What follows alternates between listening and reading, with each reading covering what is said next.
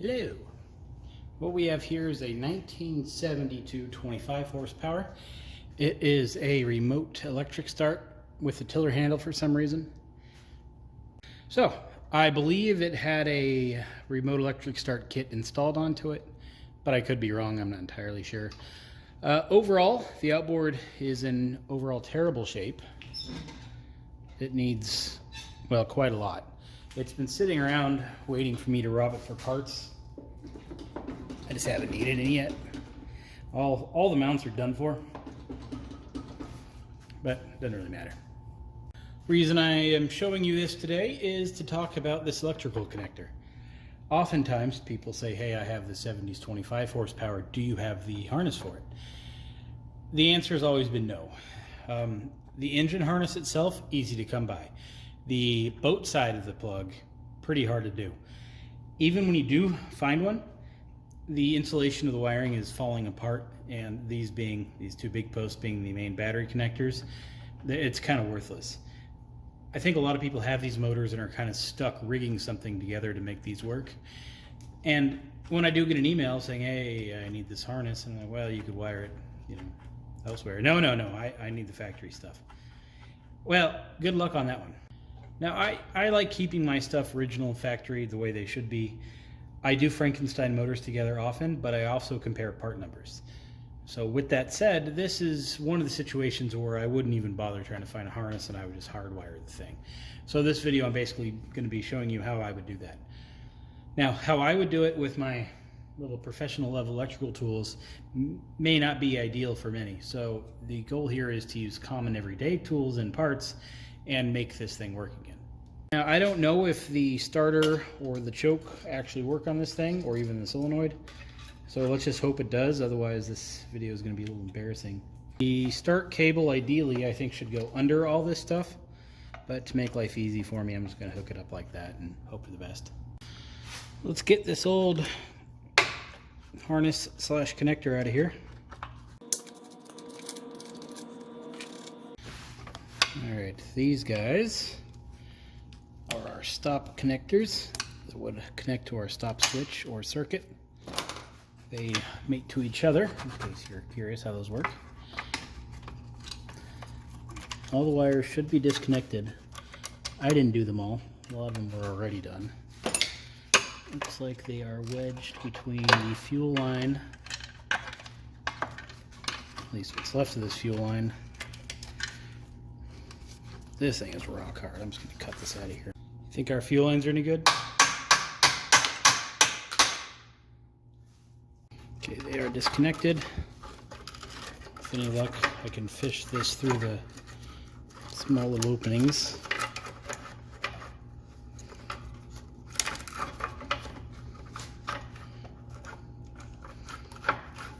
Looks like it's getting hung up on the carburetor fuel line now.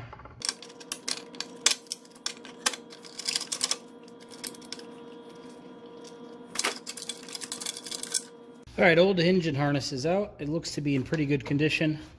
Our wires aren't falling apart. Our connectors are all intact. And all in all, this probably would have worked if we had the other end, which we don't.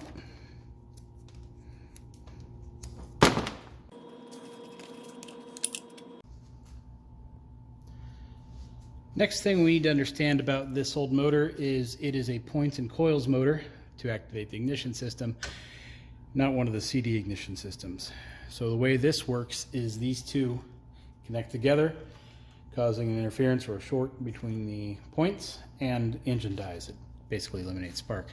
So what we have here on the front of the motor was probably some type of kill switch at some point. Well, it was, but they also could have been using it as a start switch. I'm not entirely sure, but they're all the same. So you have two wires. If this was a stop switch, those two wires would connect to these two connectors. Hit the button, these two connect, engine dies. Over here on the starter solenoid, we have these two smaller leads. One needs to be grounded, and when the other one receives a positive signal from the battery, it engages, connecting this terminal to this terminal. This would be your positive battery, which would be connected to this, which runs the starter, turns the starter on. Choke solenoid here receives positive signal, it engages the electromagnet, and then if this had an arm and was hooked up, this would click down and engage the choke. So we need a wire for start, a wire for choke, 2 wires for stop, and then a battery positive. So we need a minimum of 5 wires here to make this engine work. Now, when I say 5 wires, I mean a wire with 5 wires inside, basically, a cable. So here we have one solid wire, but inside it's got 5 wires. If I were doing this, what I would do is get a trailer connector, or the trailer wiring. Like I think they have seven wires inside of them, and 2 of them are large gauge for battery, so that would work perfect. You get those 7-wire harness, and that's how you could get your length you need to run from your console to your engine.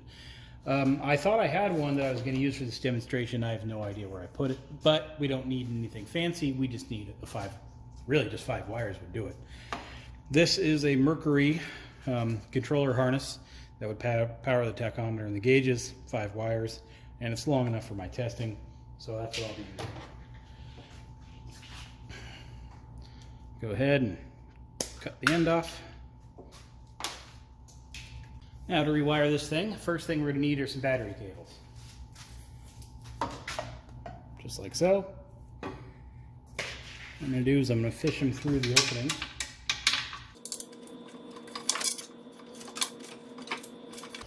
Now they should run under the carburetor.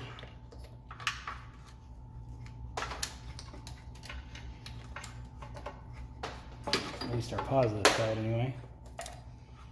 And then connect to our starter solenoid right there.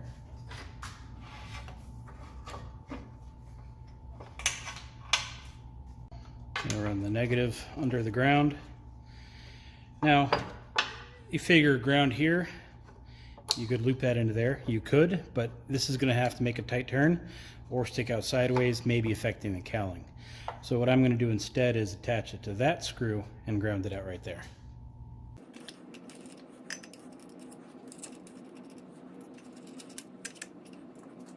And the positive side will attach to the terminal here.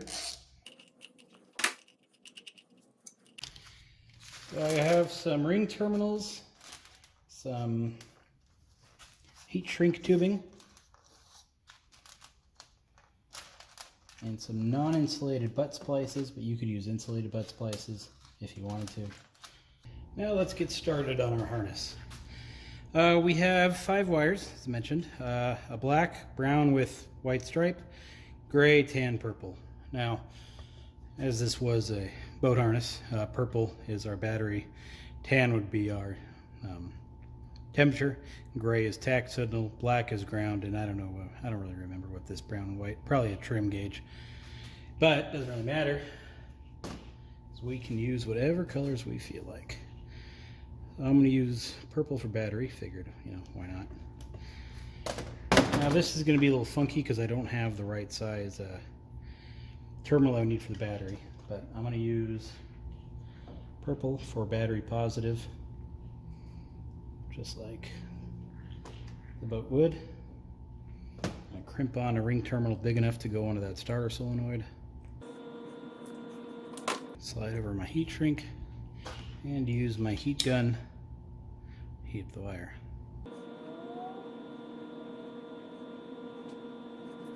I'm going to use the black and brown with white stripe for my ignition stop, meaning I'll use tan and gray for start and choke.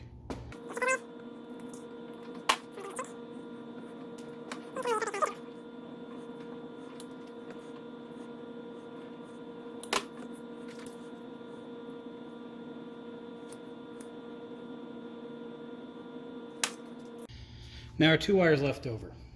When I first started making videos, I showed you how to make / crimp new ends on these. However, it requires special tools, which not everybody would want to buy for this one little job, but we do have another option. We can reuse the ones that are on this harness. So that's what I'll be doing.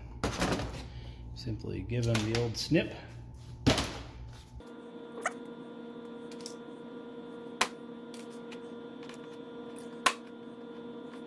Now there are many ways to connect wires together to make a splice, as they would call it, more than I care to get into right now. So I'm going to show you kind of one way I would do it. However, I haven't actually done this in a very long time. It's just when I absolutely need to do I use the butt splice. This is a non-insulated butt splice. I really don't like insulated just because they're so big. Non-insulated, nice and small. So I got my heat shrink tubing on there already, stripped the wires, put in the non-insulated splice, and you just kind of squeeze it down. There's all kinds of different splices you can use and all kinds of arguments which would be better. Doesn't really make a difference to me, but what I do use is the adhesive lined shrink tubing. That makes a really good seal. I'll use all kinds of different splices, like I said, but one thing I don't scrimp on is the adhesive lined shrink tubing. So that's one way to do it. I'll show you another way to do it here. I wouldn't do it this way. Unless it's a temporary kind of thing, I'd never just twist them together. However, that's perfectly acceptable, especially if you put a little bit of dab of solder on there too. It ain't coming apart, and you don't have the cost of the splice.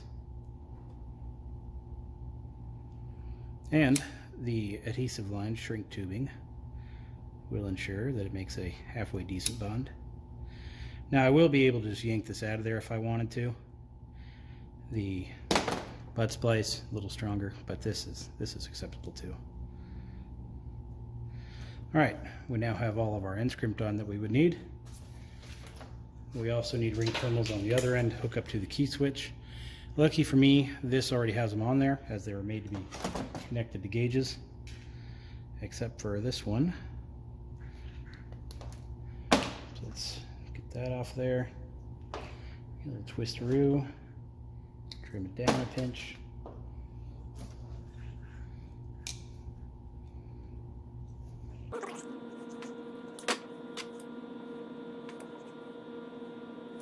Alright, our engine harness is ready to go. Now if you were installing this in a boat, obviously it'd be much longer, as this is just a demo. A few feet is all I need. Slide this into our opening.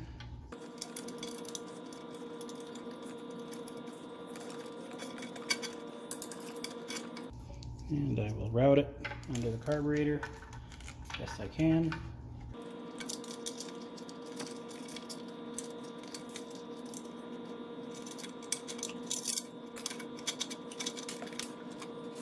Alright, now these usually wouldn't be here, but just for simplicity they're staying there. Don't know why that was there. I'm going to plug in our stop circuit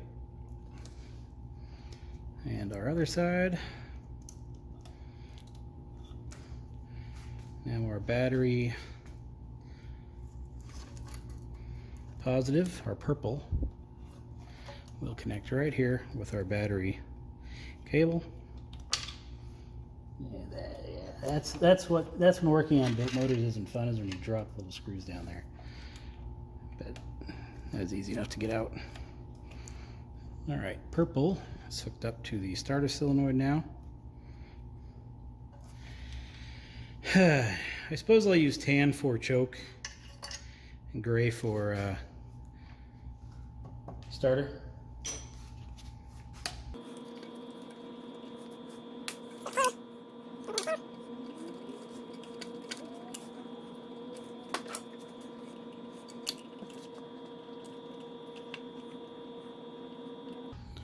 Hook up our gray wire. Which, looking at it now, it probably shouldn't have been gray. Just because the bottom uses the, well, what should be a black wire for the ground. Gray and black are a little too close, but it doesn't really make a difference.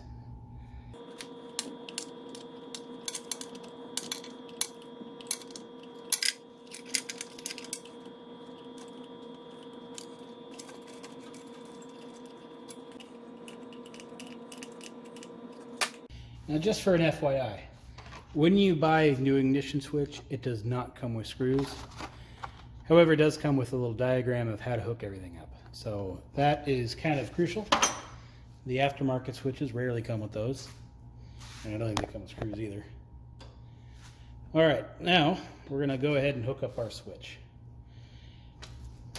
Now this is, I believe, a factory switch that doesn't work very well. It gets kind of hung up there on start, but perfect for our demo.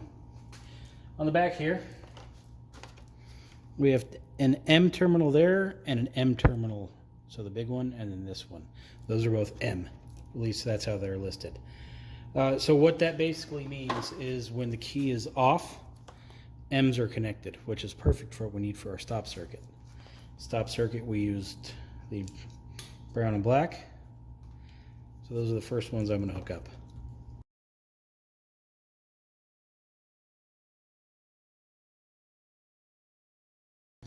Now right here, a B is listed on the switch. See it? That is battery, so our purple is connected to our battery. Next one on our line is S. I believe S stands for start, which is our gray wire. And last we have a C. Let's go ahead and say that stands for choke, which it probably does, even though chokes haven't been around since really the 80s. It's all primer now. And that is all of our wires hooked up. Doesn't look like much, but pretty important. You may be asking yourself, what is that terminal for? That is a switched battery positive, meaning when the key is on, that will receive power from the purple.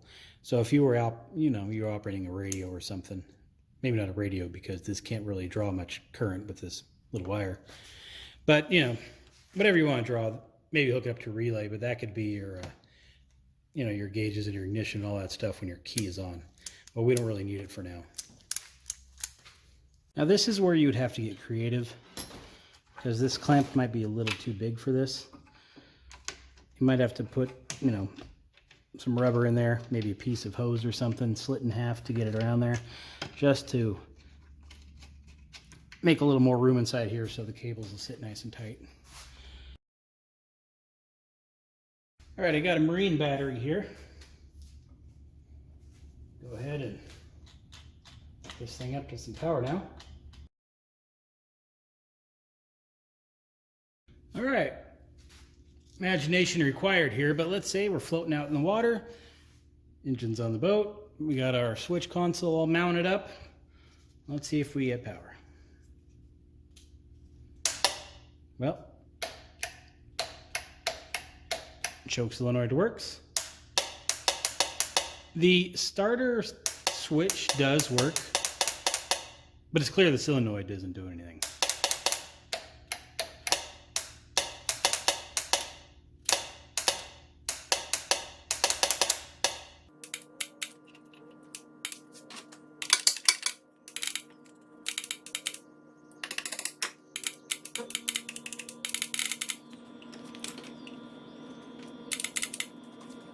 All right, after some advanced testing, turns out our starter is the problem. All right, where was I? Oh yeah.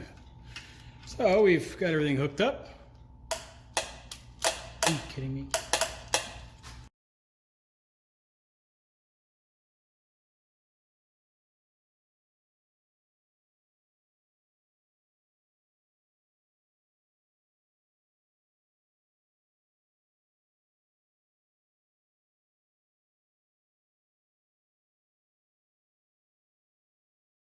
All right, as you can see, this is a perfectly viable option to get your engine working again.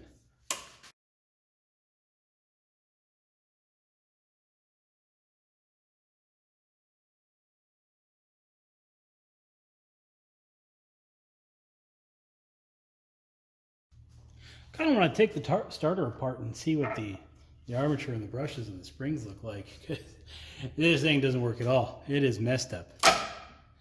It gets about there and it dies and then just starts smoking. It's kind of funny. But anyway, that's not what we're here for. So in conclusion, if I needed a harness to control this engine, that is how I would do it.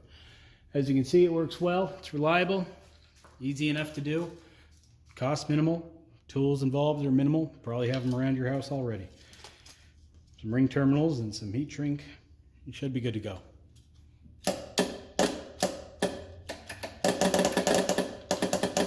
All right, everybody. I'm going to throw this engine back into the if I need parts pile. Maybe we'll come back to it at some point. Otherwise, I will see y'all later.